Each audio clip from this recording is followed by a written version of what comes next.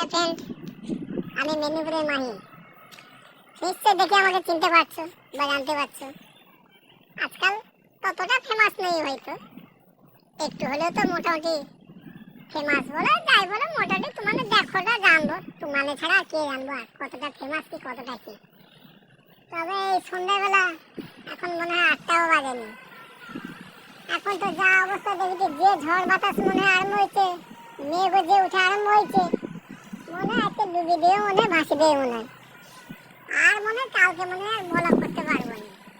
যেভাবে মেঘ উঠেছে, মেঘ যেন এরকম এরকম হচ্ছে, আর বাতাস তো এই হচ্ছে।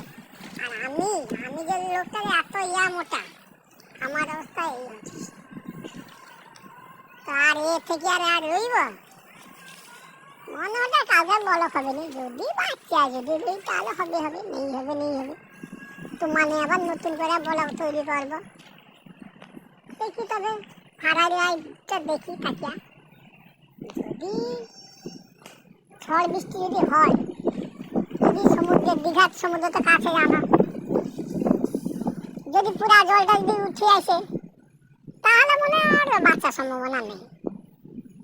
না যদি উঠে আসে কি করবো আর, যেটুকুরা জল সহ্য দেবে, আমি যেটুকুরা লোক সহ্য দেব।